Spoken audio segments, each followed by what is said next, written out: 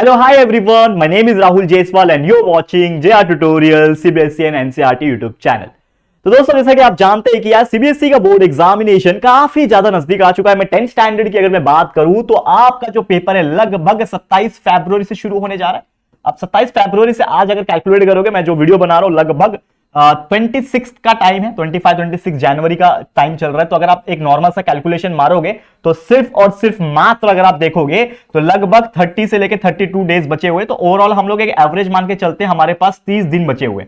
तो ये 30 दिन सिर्फ और सिर्फ बचे हुए आपके पास में सीबीएसई के बच्चे। आपको ये 30 दिन के बाद यानी कि लगभग 1 मंथ के बाद आपको अपना बोर्ड एग्जाम देना है। तो मुझे पता है कि आप में से कई सारे ऐसे लोग होंगे जो इस वक्त काफी ज्यादा चिंतित होंगे, थोड़े से डरे हुए होंगे। लेकिन मैं आपको एक बात बताऊं कि यार ये जो सीबीएसई एग्जाम है या फिर आपका जो फाइनल बोर्ड एग्जाम है ना, इसमें कोई डरने की बात नहीं है। ये बिल्कुल सरल एग्जाम है।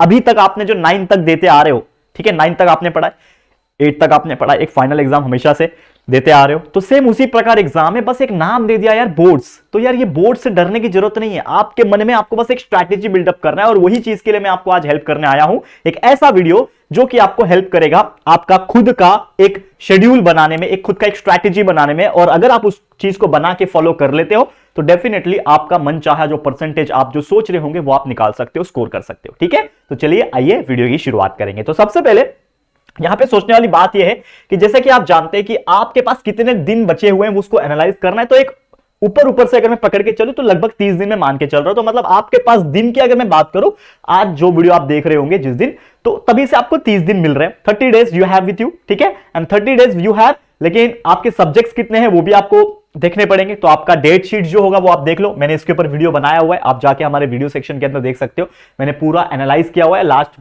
50 डेज का स्ट्रैटेजी भी एक तैयार किया था, तो आप जाके देख लेना। ठीक है, अब आपको ये भी देखना है, मैंने इसके ऊपर एक वीडियो बनाया था गैप्स के बारे में। जैसे कि आप जानते हो कि हर एक पेपर में एक गैप्स मिलता है। किसी पेपर में बहुत अच्छा गैप है, किसी पेपर में बहुत अच्छा गैप नहीं है, लगभग अगले दिन ही पेपर है, एक दिन छोड़ के ही पेपर। तो ये गैप्स बहुत मायने रखते हैं। तो सबसे पहले अगर आपको एक अपना बोर्ड एग्जाम का स्ट्रैटेजी बनाना है कि मेरे को कौन से सब्जेक्ट में कितना पढ़ने की जरूरत है, आपके पास सिर्फ 30 दिन है। अब वो 30 दिन में आपको स्टडी भी करना है, करेक्ट, देखो ध्यान से, 30 दिन में आपको स्टडी भी करना है और 30 दिन में ही आपको रिवीजन भी करना है। तो स्टडी के लिए एटलीस्ट आप सोचोगे कि यार एटलीस्ट मैं 20 दिन स्टडी को दे दूं और लास्ट का जो बचा हुआ 10 दिन है उसको मैं रिवीजन के लिए दे दूं। लेकिन क्या ये इनफ है क्या? तो दोस्तों सबसे इंपॉर्टेंट चीज ये है कि while preparing your strategy you have decide the gaps, you have to check whether the gaps is more in particular subject or very less. there are some subject जिसमें gaps बहुत अच्छे हैं तो उसको कम टाइम दो पढ़ने के लिए, क्योंकि gaps में तो आप पढ़ ही लोगे। लेकिन जिसमें gaps है ही नहीं तो उसको तो आपको पहले ही पढ़ के रखना पड़ेगा। तो ये आपके दिमाग में सबसे पहले आपको डालना पड़ेगा, नंबर 1 पॉइंट। दूसरा पॉइंट ये है कि आपको आइडेंटिफाई करना पड़ेगा द वीकर सब्जेक्ट। क्योंकि देखो हर एक व्यक्ति का, अनलेस एंड अनटिल वो हर बार टॉप करता हो, हर एक व्यक्ति का एक कमजोर विषय जरूर होता है, कमजोर सब्जेक्ट जरूर होता है। जैसे मैं जब 9th में था, 10th में था, तो मेरा एक कमजोर सब्जेक्ट था मैथमेटिक्स। और मजे की बात बोलूं, आज मैं मैथमेटिक्स का प्रोफेसर हूं। ठीक है, तो सबसे इंपॉर्टेंट चीज ये होता है कि अगर आप जो चीज से डरते हो तो उसको आप टैकल जब करोगे ना, तो आपके अंदर एक कॉन्फिडेंट आ जाएगा कि यार ये चीज से जो मैं डर रहा था ना, ये वाकई में बहुत ईजी है। क्योंकि कोई चीज जब हमें नहीं आती, उसकी चीज के ऊपर हम लोग मेहनत करते हैं, उसको समझने की कोशिश करते हैं, तो एक ना एक दिन ऐसा आता है कि वो चीज हमें ईजी लगती है।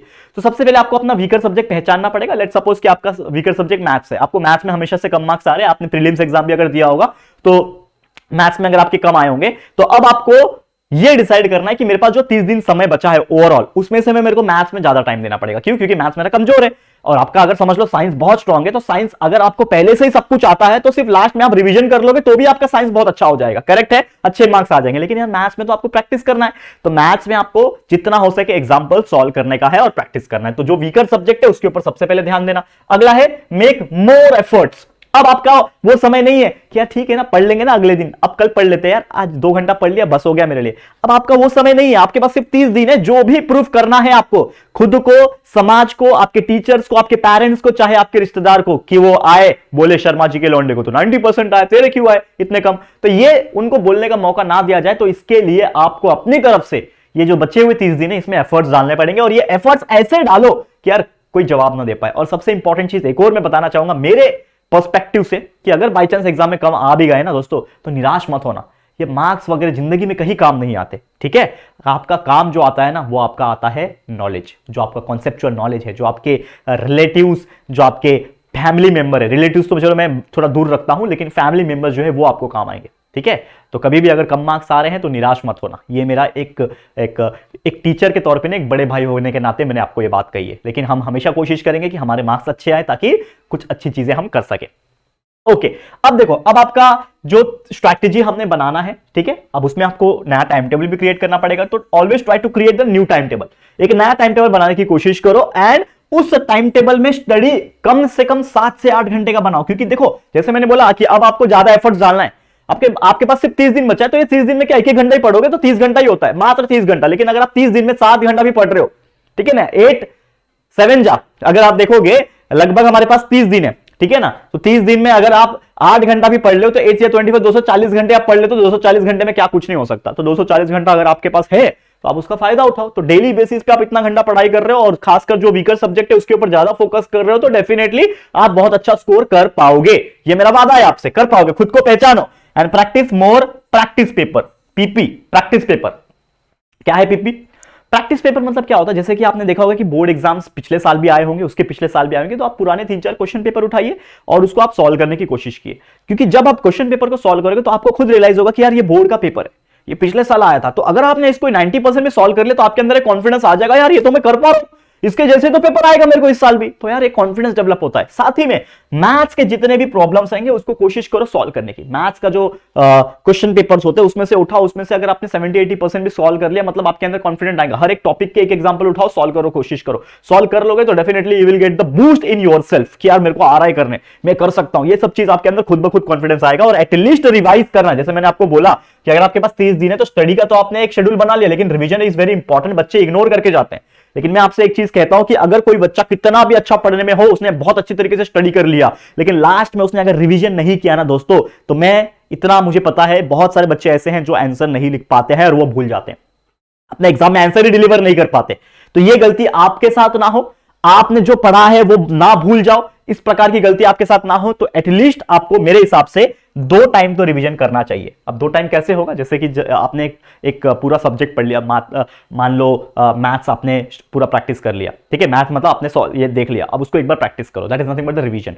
साइंस पढ़ रहे हो, समझ लो, तो साइंस आपने एक बार याद कर लिया, अब याद करने के बाद उसको रिवीजन कैसे करना है? तो रिवीजन के तौर पे मतलब एक चैप्टर खोला, उसमें जितने भी क्वेश्चन है उसके ऊपर हाथ रखा और खुद से ही सेल्फ टेस्ट लेने की कोशिश किया, that is nothing but the revision. तो आप एटलीस्ट 1 से 2 बार करो कि क्या आप कॉन्फिडेंटली उस आंसर को बोल पा रहे हो। और चाहिए रहेगा, अगर आपके पास समय बच रहा है, रात का टाइम यूटिलाइज कर पा रहे हो, तो आप क्या कर सकते हो, उसको राइटिंग प्रैक्टिस में लेके आ सकते हो।